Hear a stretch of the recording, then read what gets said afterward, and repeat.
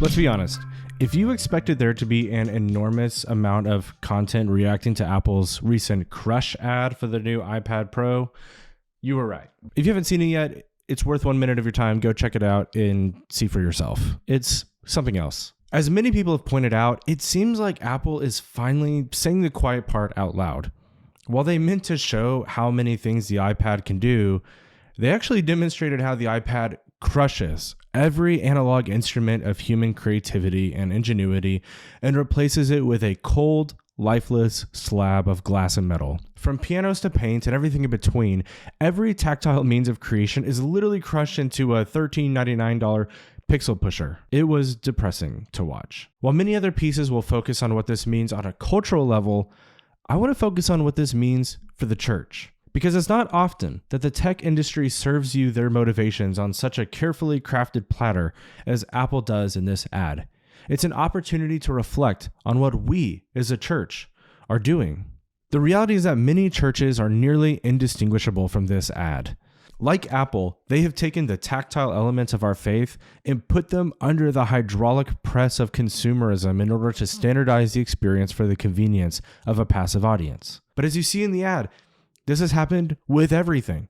Everything has been crushed. Everything has been replaced with glass and metal. And big tech's intent is to continue to replace everything that hasn't been replaced already. So when we show up to church and everything there has also been replaced with metal and glass, it's no wonder we find the church just as shallow, cold, and lifeless as the rest of the world. It's no coincidence that Jesus left physical things with us. He left us with bread and wine, water, a book, and people speaking words. He left us with a community and songs and prayer. And so when we shorten the length of our service to the length of a Netflix show, and we read from screens, and we skip the Lord's Supper, and we push baptism to the side, and we perform on a stage more than we pray, we are leaving people without the means of grace that Jesus left us with and crushing the church into a commodity. The church has the opportunity to be the place where people can opt out of big tech's hydraulic press, to show up and be embodied, to be with people, to create, and to be nourished by the word and spirit. Here's what I'm trying to say. I'm trying to say that we are exhausted by Apple Church.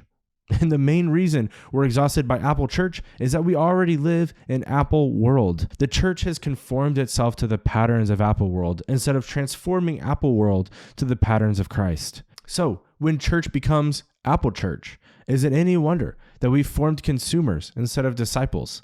People prone to be captured by whichever political persuasion is their preferred flavor, instead of being conformed to the love of Christ. What's interesting is someone on Twitter took the Apple ad and reversed it. And instead of the hydraulic press crushing artistic means of creating beauty into an iPad, it shows the iPad expanding into those tools. Just this simple reversal is almost a breath of fresh air after you watch the original ad.